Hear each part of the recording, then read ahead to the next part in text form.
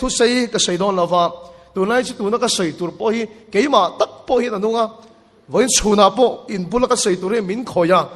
keima pon ka zong nge ngai ni ti ka in khil mol mol maya ka sei tur hi atak zia ka dai dik chho se lin ka kheboka in tan pathian in heng thu te hi malasom ka ring tat maya in thinunga lalpan thu sei ka ring ani kan thu pui atana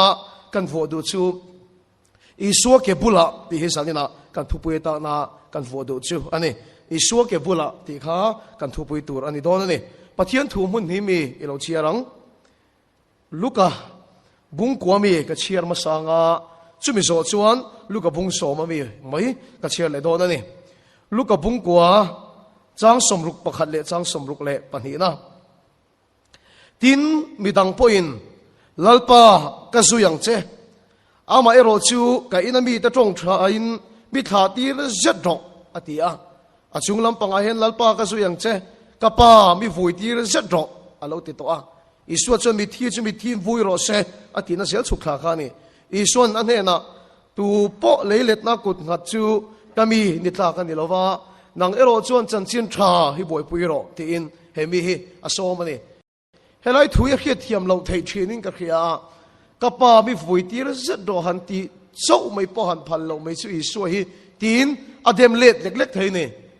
apa ruangom to a vui program so min nan ti ro ti na ani lo ni ti hian azir mi den an soya om ji chumi vui ti ro atila yen apa sila dam reng maya kapa hi ken kol photanga kan chung ko hi ka ching fel photanga kan chung ko ka dong ken kola ka chin fel to no wa chuan thei to pin ni rong ka bolang ti ni Isua hi asomani Isua ni adilani Isua ero chuan nang ero chuan pathian thu chan chin tha hi lo boi pui phot mai la aram le a fel nei zong ma sa phot mai la thil dang zong chu lalpan ka ti sakang che ati na thu kal zel zok ani luka bung som chang som thum le pariat atanga chang som li le pani na luka bung som chang som thum pariat atanga chang som li le pani na hei hi bible chang lar tak ani tin an zin pa in kho enga emo aluta tin me che pakhata ming mar thin alo thenga Isua le an tim te khani chumi chuan lai zon pakhat aneya a ming chu mari ani no pangdeu tan lai zon an ti kha u nau nu ti na ani maya a ming chu mari ani chumi chu lalpa ke bula athua athu angai tha pani an oma pakhat chu mar thi ani a pakhat chu mari ani mari ero chu lalpa ke bula athua athu angai tha mar thi ero chuan rongbol matin aboi hlea ti chuan Isua he na akala lalpa kalai zon dun keima chuwa rongbol tura bin kha kham hi poi te lovem ni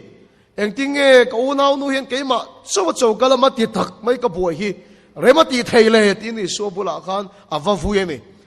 mar thi hen thil chia ti reng lo maya Isua tan thei to bin rongbol na athokani chuwang chuna ni nge yang mi pui turin tero avatia ava he kani ne masel Isua lo chan a hi mak takani mari involvement factor emokatia inzofel factor emokatia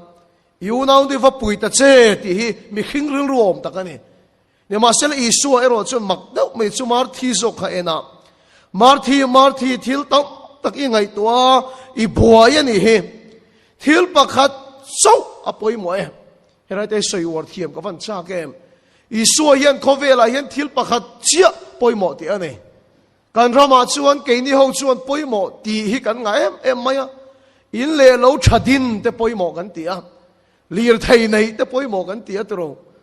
phone thadeu han nei ve te poimo kan ti hle maya ka sei kim seng lawang ni ma sela Isua ero chuan thil pakhat chia poimo ti anaya marin chancha athanga chuchulak saktur ni love atia achanga mari chuan nge achan kan ti chuan Isua ke bula athune kan thu pui tur kha Isua in khovel poimo ti ber anei le ti om chun anei chu Isua ke bula I thuthi poimo ati ber ani ti he thu hian min khilani kan pathin tu chiar lalpan kan zatan malmin som sakro se janina saitur hi pulpit anelo boka pulpisan mo na nga hansoy katumlem lova kay ma testimony te po ne kan nuna se na em te po in ne na sharing ang aron share ve mai katumani zanen pastor Jonah oma kan upa te pon oma kan branch obi tele committee te pon oma tlang takin soila speaker hun pumarong bol tura in pe po ka omani hanin zot ta diet tela kan singa hian chaklo in em te po kan karingani chung song chun mak mai chu harasana inang vek pakhat kan to ka pastor le harasana inang to in nei ni speaker nen harasana inang to in na ya chu kan nu na hian ruak ka omani chu harasana chu pastor po na to ka niya upa ho po nan to vek ania speaker kan ni chung po hian kan nu na hian ruak em hi om fo ani chunun chu ako haru em china achang chu na ril tram rungoi ngoi china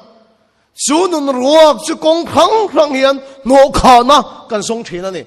kan son dan kong ero chu sanina chalai local khom te enang lo le ni mi chen kha chuan kan nun ruak lutuk hi rui thei thil manga no kha kan tuma kanan rui dau chap mai chuan he kho hari are tatin kan riani kong khata chuna dikani an rui lai na chun an dun ruak hi are ni ma sela poi em mai chu arui reng thei lo ani ko har na bok chuan ron thing le thina he nun ruak hin ani min ti boy ni tu na rang va molo kan ti song kan ram rui thei thilin ati boy kan ti song te po hian rui thei thil ti that lo sia hi an kha chiang lu tu ni ma sela ke tinge an ti le thin kan ti chuan nang mang chia ke mang chia helai ruak hi an boy puya rui thei thil mangin an nun ruak an ho khatani zania chuan pulpit an lo bok tlang takin hoisen takin soila mi chen kha chuan kan nun ruak lutuk hi mi pat mei chiat na mangten no kha kan tuma una to tlang takin soyang o pathian mala som sok bai sein mi chen kha chu mi pat mei chiat na sala wat ku chia lo maila pornography kan ti te aman soidan de blue film kan ti te in alwarem maya kan vat khu chu ani em lo helai kho har no kha na hen song ani kho vela he mi khingi tluk le ding on sari vel om ni in an soya pornography kan ti hi ni tin tluk le ding on som pali velin an entry nangin an chu tani ome om je chu kho vela mi pui ai tam de nan enani amakin ti mai thei mi pakhat hian voi tam tak ani tin an met chuak non thin ti na ni a azir na paper pakhat ka chiara chuan India ram pumpuya hian pornography Mizorama kan in na saberani Christian ram thotan zan thole zan nilai zan in rin zan pathian choma chanu zan in khom rama hian blue film kan ti pornography en India ram puma atamper anga mi puyanga chut kan ni chu una to mi tam tak che hen nun ruak le kho har lu tuk hi alang lama sualin falang lo mai la kong khang in no khana kan song thina mi chen ka chon sum le pai mang ten hen nun ruak hi no kha kan tum chen zen ka sai se yang ti ka lawa chung song chuan he chung ri la ruak hi no kha zo lo ni ti khe to rual kal khom te kan ni ni ma sel kan nu ni ruak kat tho si ni ni ma sel kan nun khoya harem tho si ni KTP program lim takin kan manga herai hola te po hin yang kan nui bok kan nuam ti em in hun kan manga kan hole a i khum lai zola i han muwa i mu hil mai lo ko har na bok chon ron thing le thin cha rong bo tu ti o ma moi lo group khoi tu ti o ma moi lo KTP active member ti o ma moi lo hian kan nung le thina kan du wang ani lo wa kan sual wang ani hek lo wa helai chung ri la ruak hi anna maya helai chung ri kho har hi anna maya rong bol tu ti o ma moi lo hi kan ti le pha thi ni ka sei tak thila kan tlan khe si ni zangin ron nin khom tam ber te chu kan tlan tu to bok si lo sulaya Mizorama hian kan nun ruak no khana kan son na tam ber pakhat ne ka khia chu rong bol na program mang hian rong bol na activities mang hian nun ruak no kha kan tum thina ni ama ke ti mai thei kan soi hi rui thei thilin kan nun ruak no kha thei lo sumle pai na no kha thei lo mi pat mai chian na no kha thei lo wang chin rong bol na po hiyan he chung ri la ruak hian ho khat thailo ti sanina ka saidu rong bol na po na ho khat thailo pathian khong ina zara mi sing thum sing li chuang ron pun khom na pathian thu sai turin pathian khong ai na ka dong to camping kan nei pon mi sing chuang ron kal khom na speaker chan vo pek ka ni to rong bol na ro pui tak tak mi zoram an soi anga hi chuan ka tel ve to thin pathian du sak na ka changa tak sadam na ro pui tak tak te po ka no mu to a in bia kina ngei po hian kan theng hil thei to lo ko ro pui kan mu to ni mi tam ta kan lam lui me pathian kan faka anuam tak se ta ni ni ma sila kan in kan ho a kan khum lai zola kan mut le hian he rong bol tu ya khu har le em mai se la he rong bol tu nu ni a ruak le ngoi mai se la chu te ka hiat tak chu rong bol na po hian nun ruak ado kha thailo ti ka hian ni sum le pain mi pat me chen en rui thei thilen no kha thailo wang chen rong bol na po hian nun ruak ado kha thailo unau tu rong bol na ma nun ruak no kha na zong chu are nuwa rong bol tu sang ta kan ni nuwa mual pho soi le tu ranom pho chen a poi tak zet chen dik takin soyang mual pho ta lem lo nun te po hi a thiang him chem rong bol tu nun dan zong in nung LED wala hian video in kap chuak ta chia tai la kan nu ni rong bol tu nun ani chen hem kan nu ni a chol lawasin chuba chang ka thalai pui tu tak sumle pai lui thei thil chop ka selo herong bol na program te activities te ke gp chanem ngai ta ka in man ngot po hian he chung ri la ruak hi ano kha zo chuang lo wani eng chuan nge kan nun ruak su min no kha sakang le bible in chiang takin mi lo khila lom genesis bung khata khan pathianin thileng kim asiam dan aron soi vek ani lei atang chuan leia thil nung tin reng hi asiam ani chung ka chu thai kan ti te pangpar kan ti te thingkung kan ti song hi pathianin lei atang asiam ani chung lei atang asiam te reng chuan anron chhuwa na lei chu nun nan an mangsel om sia chumo pangpar kan ti te thingkung thai kan ti te po hi lei atang han pot phoila reilo te avoya arova athi mai don aron chuan le ya vek kan phun le ani chuan alo hing le thina alo par chuk le thina aron chuan le chu nun nan an mamoni genesis bung khat kan en chuan tui atangin tuya nung cha tin reng ke chu pathian asiama sangha te nung chalian tak tak te heng sangha kan ti te po hi tui atanga kan lak chhuat chuan an tho chama an thi mai don aron chuan tuya vek da kir le an ngai ni ka chalai poi du tak genesis bung khat chang som ni le pasaria chuan nang ma le keima chu pathianin kan an puin keima ni ang takin mi khing siamilati nang ma le keima ron chuan chu pathian ani kan nun hi pathian atanga a hlat chuan a voya a rova a chaw nge thin eng ma hian he nun ruak ya no khat zo tak tak lo chu wa chu nang le ke hian kan ma mo per chu iron chuan a pathian a ikir le angai pathian nen in zom na nungin angai pathian nen in len dun thina ngai i suak ke bula zo lo chuan inun ruak ka eng man a ho khat zo lo che pangpat nim te thai kan ti te poisa tam tak chunga da ila eng ma ani pha te lo thom na moi tak chunga da ila eng ma ani pha te lo aron chuan na leya khan da ki le ngai ni ko na du tak nang po motor tha ne ro poisa ne ro phone tha ne ro i du lo wani to lo chu chun inun ruak kan ho khat zo lo wanga i chung ril hi a ro ngoi nga a chaw ngoi yang nang le ke hian kan mo per chu pathian atanga chuak kan awangin pathian nen in som na nung kan nei le hi anga ya lal pa si fakinom ro se pathian nen kan len dun thi da nga ya pathian nen na mi mal ta ka kan in pol thin hi ngai ni zalien ka vem me chu kan ram hian a hu hova pathian pol chu kan thiam ani in khom thanem ngai turin kan in fui a thavet a thalo ka ti lo i lo ai chon that tak ani a hu hova pathian pol kan thiam ni ma sila mi malim pathian nen in leng dun ngai em mi malim pathian nen in pol ngai em zona bung so ma chuan ka beram te chuan ka o an khe thi na tia lalpa beram ni o I khengaim o wa pathian pol mai ni lo mi mal takin pathian in leng du ngaim chu pathian in som na nung tak tak inei ani lo chuan KTP leader secretary branch committee bial khoi tu central KTP khoi tu ponero ko khandu pale pastor ponero bamial taka pathian in som na nung inei chuan silo chuan I chungril ruwa ki anang utang alang lo ruwa mai thiang lim lo ini bol long utang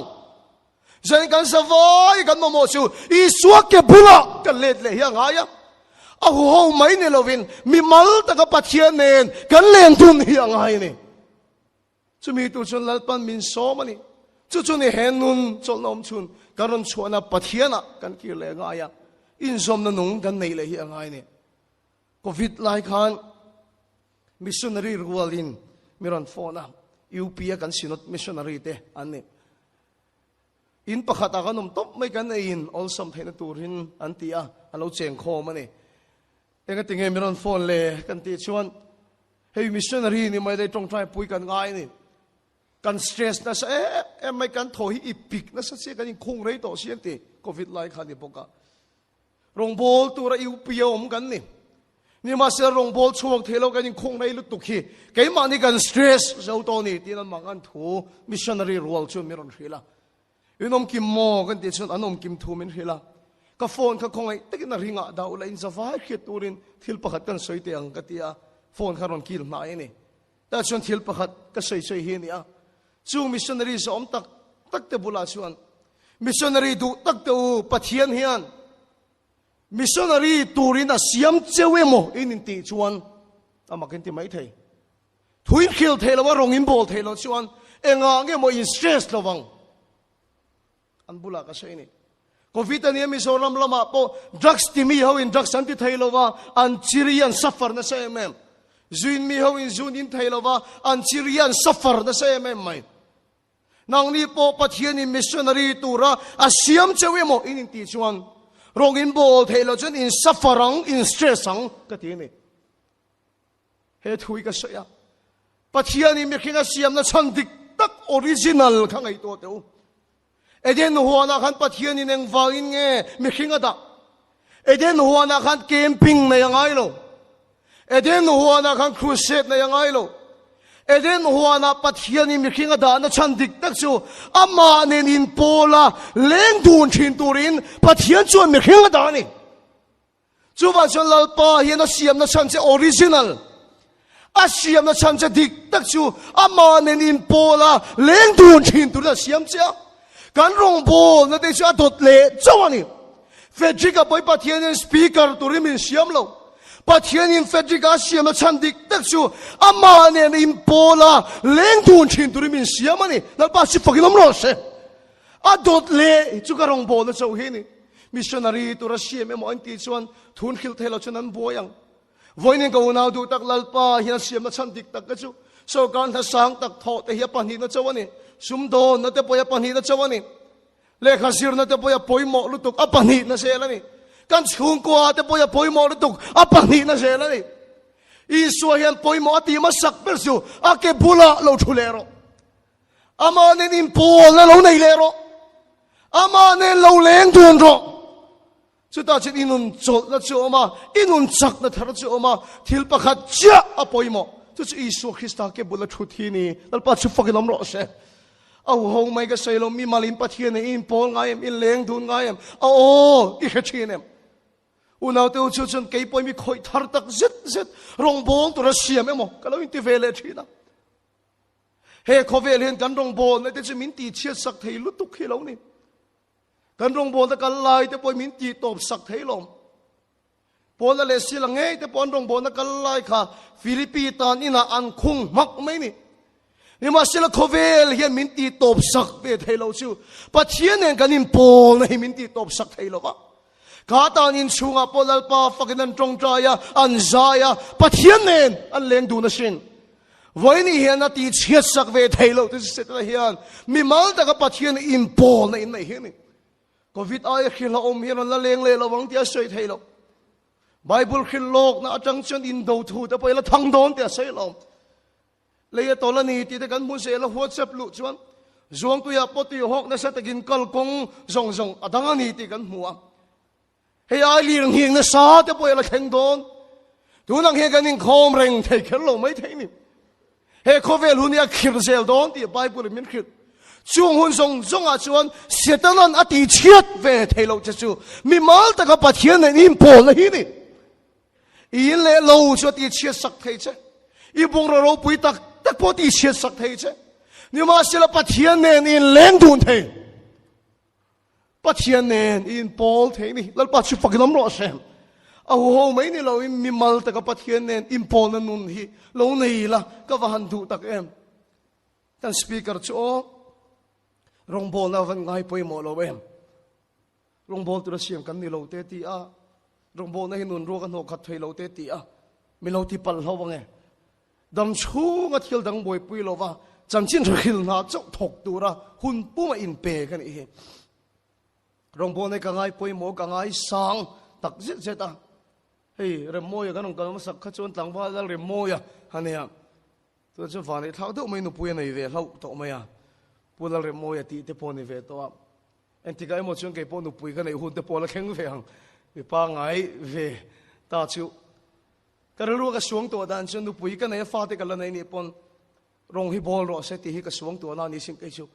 tha hi ka ti ke le kan sung ka chu lal pa rong bol hi than ka du ni ma sila chu ti chung chung so pathi min siam chan chu rong bol hi ni lo ama ni len dun ti ka sei du thau ani ka sei du thau rong bol na than hem ka ngai pui fang che ani ho mi son rong bol na nun le zual the na ni kan project lian tak tak pathum te hian om sia nei the na ni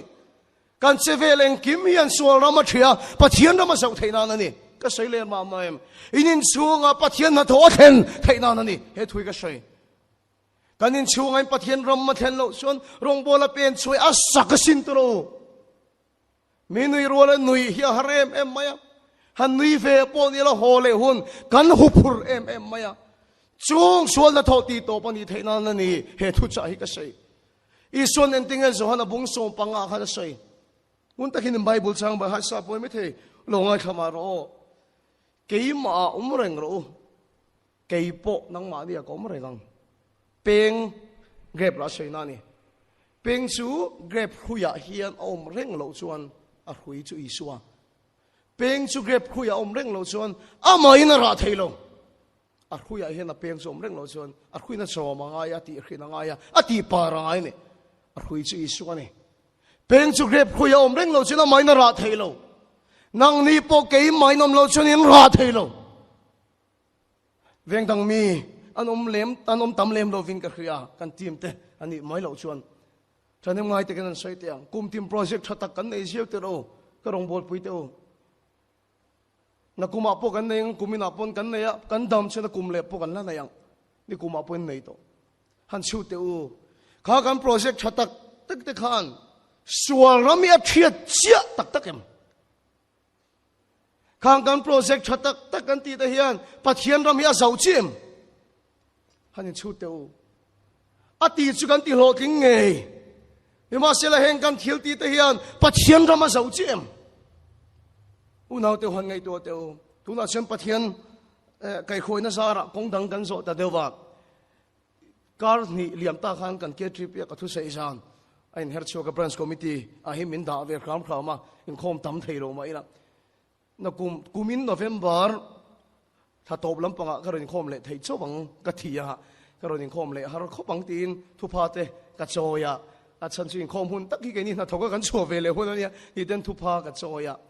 ram lu no ta kan nom lai song song po khan ke trip ya thei to pa kai man la ya hau tak ka ti em chin chu member na to chua hi ni in ti vem group khoi tu te member na to chua hi hau takin tem kan han to a kan mai eng sa awang chen eng mo lai te chuan ro ni khom ve a le pe karon kal chun som to lo hi khiom ma kan kum tin da nom sia na em ti kan khialo ti lo a kan ngai thapok si lo heng kan thil ti te hen sual ram a thia tin pathian ram a zau tak tak chem ti hi mun te win tangai to lom zanen ke chun dang lam de win ka fui don chewa pen chok ram tur te tholom thor kham tur te thầy tôm chúa thiếu thì khám tụ tên dân nên cái chuyện cái phui lâu châu à thà cái chuyện bị đắng sợiกันđắngกันkhối tụ tới sợi cái rồi chuyệnกันsurvive mà hiện ý số cái bula ý kiểu leng u ama lâu chuyệnกันcái pen thì hiện ra chúa tắc lâu ama nênกันnày rồi chuyện tắm ta kinhกันra đó nè nó bắt chụp cái nấm rồi sẽ he bransian thu sợi thiam he ama mo belin ka hello he bransian tingen nun le zo lang Fedrika kan som do nem ni pulung mo na kan som do nem ni pungai oma a sei ni za thak thai do kan som do nem ni in som reng thai te lo ale pe ka mun ta kan kal sel don chu ba chuan kan bran salo dam nan kan venga pathian na tho khen nan hian midang som lo ani hen ka hello ho to kan savai ma hian I suak ke bula chuan ki leila ama nen kan ni chuan kan thil ti eng kim mai hi tharau thiang le mi na tho puya sual rama thiata pathian rama sau thin ko khan hian thu sai thiam ya mo berin ka hello ke chu kan ram hian thu sai thiam ya nga lutuk to chu aya mo zok ni ka khia chu I suak ke bula thu thin mi mal ta ka pathian nen leng don thin impol thin mi hi ke gp branch tin hian mo就是高看点黑了么么，就是冲点那样，米不可得去，老板那么么。我那都出水天嘛的喽，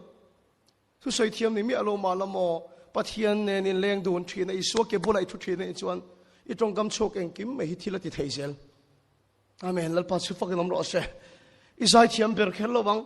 你妈现在一说给不来出天呢，就阿妈老出能买啲提喽，阿妈呢就等得见得拉动。Isaya tang mi tam takin zalen nan changang malsom nan changang unaw te u kan khong fo ka tang te kan ting tang pera tang te kan ko ran sai pol sai atang te hian mi tam takin tharau malsom na an chang don alom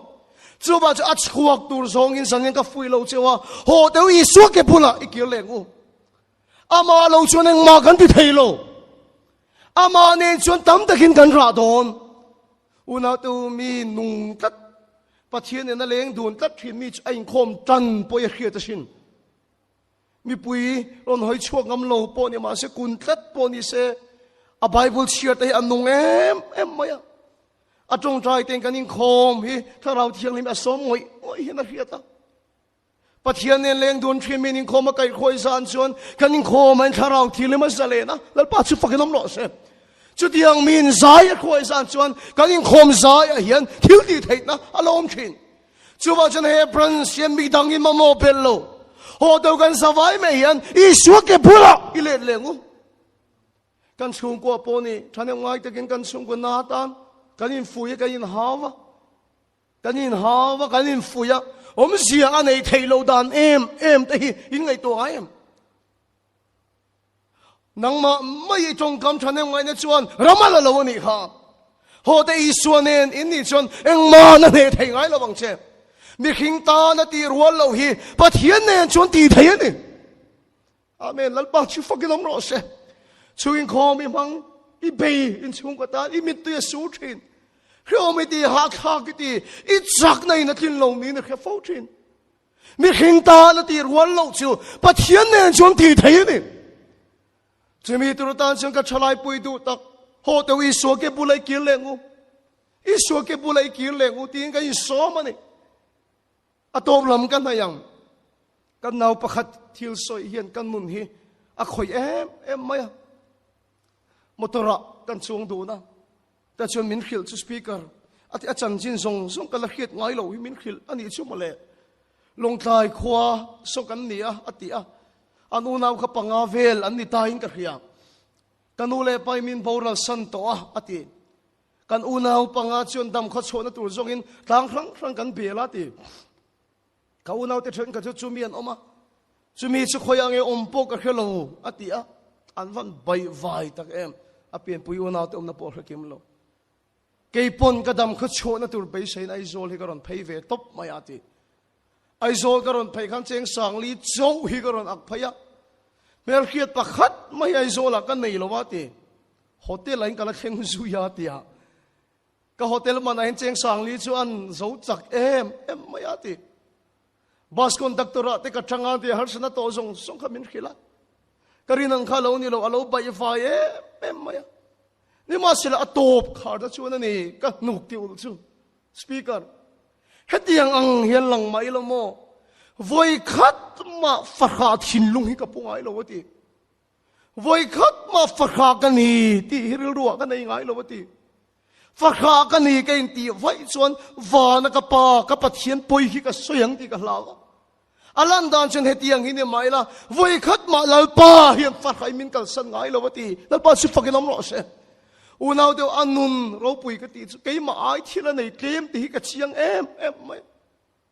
ni ma sila chung song po cha ne lo ni chu mole unaw tu chu ni suwa nei tu nun chu eng ma nei lo ma se i suwa nen chuan an nun eng kim mai chu van ram lo chang thin khoi mo na po thian nei lo win malin om ma se la i suwa nen chu na nun kha van ram lo chang unaw tu ka chalai pui de nun thi ke na lo in le lo tha pui an nei a chunga depression an nei ni chu mole an duang scooty bike motor an nei a chu ti chung ban nun ruak bia te su in chung ten wal beng road an chakha ani chu mole ka thian pai kan an nei tam dei sok bedroom nuam ta kan nei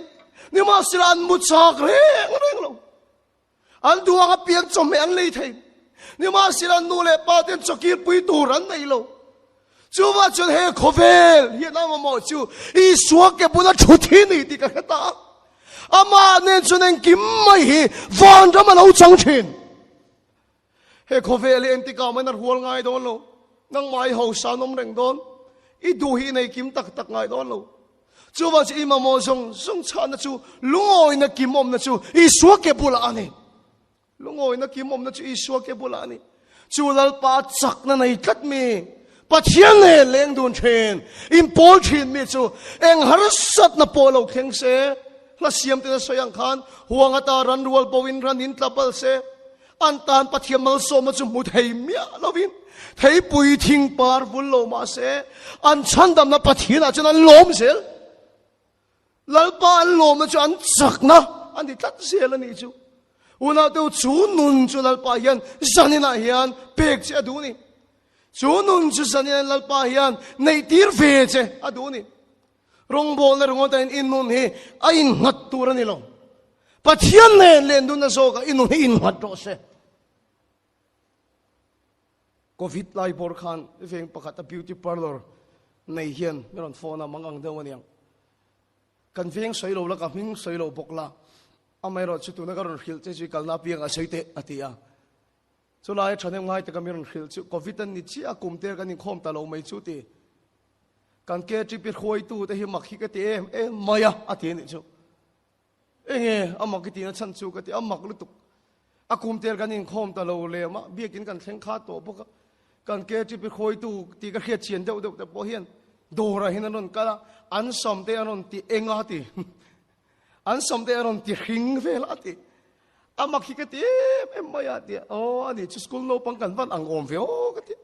school kan lai kan duang samrong kan nei thelo ang mai kha kan nianga ka tia chu da lang di ka khia chu rong bol na chawin a phuar ring tu nun chu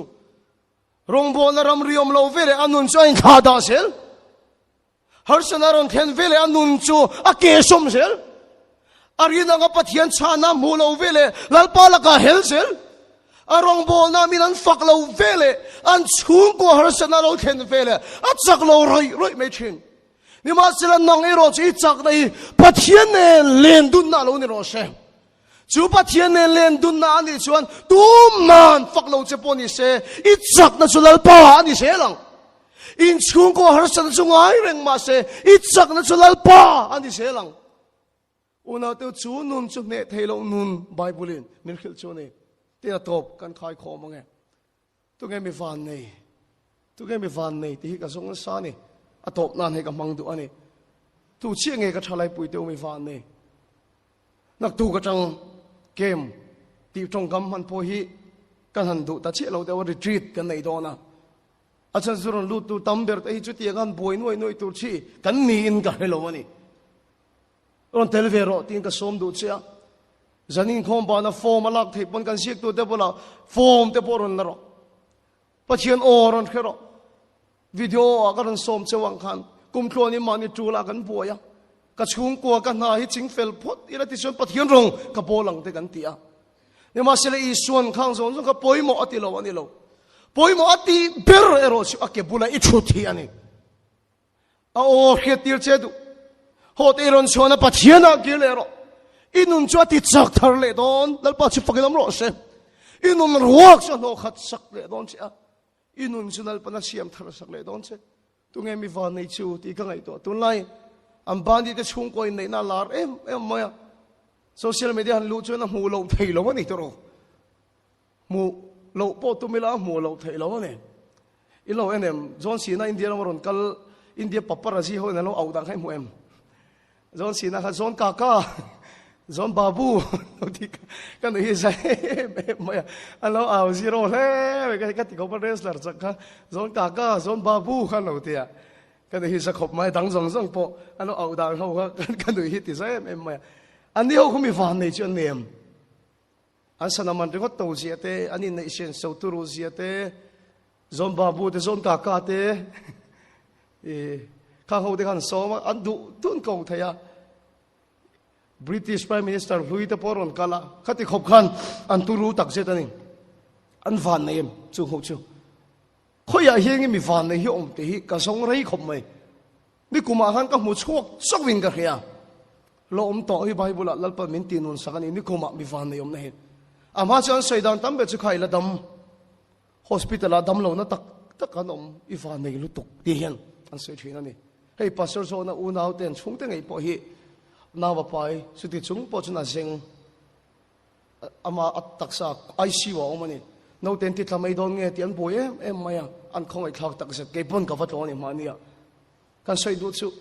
kan van nei mi nat na tang kan chiar hian adik chem han chu te lalpa fakin ban phar ro ron pen chok ro mi tam tak kut le ke nei lo wan oman tia an kut bul awang che mi van nei in ni chun kut bul ho chun van duai fe khai mi ten la mu thei lom thil siam ten reng la mu thei lom lalpa fak ro mu thei lo wan ta machine kan tia mi van nei in ni mi del na ta kan te chen ke chu a fair thot lo ka ti tu chunge mi van nei le ti he ni ka chut e gang pon pathian in fedrik a hip mal som ma se ka dam chung hian ambani a hian ka ho sak hi ka ring ngai lo kan te na ya dikkat lo ba chen eng ti ga mai khovela hian lung oi nei kan nei ngai dong lo hi lo ni ni kum December kha khan mi van nei te chu ko ta lom ai zola middle association ho hian thu sei tur min soma an tha khop mo yam bulom hin nuam em maya an safai me khan middle hian ne association ho in advent Christmas at manna thu sei tur khan min soma ni in chei hian ngai lo em maya ka ke kor kap po khat se ka kal ngamang an bula ka chuan in chei hian ngai lo re an la uang ve em mai min chi bai pha ting ka ri nai mel tha dei te kha min ti a o yom lo ve o ka te an uang ve em mai ki bo dan met thiam a ting tang an per thiam ve mai ka thuk lo hin ka khia lal pa fa ka lam te an cha ka ni chung mi del ka chuan lam to lan ba chuak khat ai su le lui thi na ti an chung te ron kai le thi la an zo na hin ka thua tian khoi tu tran tu anom ve ka kan thu tara za na ni dari de la tar mi dumian vua ve mai kai ma chau hen ka vua lo wa ka thiam pa pat uang de hen ka ron pe ve trep che ni ka ni vua ro lo ga ti an bula ko sak chu nu me mayam chu te kam pu ta ka chu ka tor ai na an tu ara ni kanat ai na te isok ni ma sila chung zong chuan I suak ke bula an thu ti ka mu a lalpa fakin ban an phara kan sai lek ka chon mi tui ka in lalpa chon fak thei ni chu lalpa chu fakin om ro se una te I suwa hian khoi hinge chan tha ti marin chan tha chu a thang ti a chang ti lo marin chan tha chu a thanga chu chu sak tu ni lo enge chan tha kan ti suan I suak ke bul hi ni voin ka thlai pui du tak chan tha chu I chang thei chan tha chu I thang thei lalpa chu din tha tak I nei kha poimo ati per masalo lir thai nal tak le tha tak I nei kha poimo ati per masalo voin ka savai me hian I suak ke bula chu ni chui la chu lalpa chun chan tha kan chang ati ni lalpa chu fakin om lo se kang mi del ta kai zol tang val tam ta ka hian chan tha an chang ti ka het a chan chu Isu ke bulan thu ni ai zola le India rama mi hausa tam ta ka hian mit chu del ma se an na chu dal pan ti dam sak lo ma se Isu ke bulan thu tat maya unaw tu ne thailo nun an nei tat lali suwa pe kha eng ma na ti dang lam thailo ba an mi del chung pon lal pa fa ka ban pharan ban san lo zane ka thalai pui te wan chute atira kan sai khoya tang reng pon banan phar te ke chi pe chna harem em han hallelujah that te harem em mi del association ho bula thu ka sai chon an hallelujah na sa sin an ban pharin lal pan fak na sa sin ke ni ai lal pa an lom dei so ka sin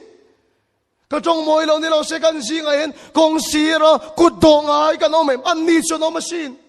unaw tu an chan hi tha so ka sin ke ni ai nun him na an nei so ka sin ke ni ai kham wan na an nei so ka sin voi ni inat khera wanga Iswa nei lo thei lo in hi ka du lo I chak chat lai per khan Iswa ke bula chon lo thu thar le lo I dam em lai khan chan tha chu lo thang ro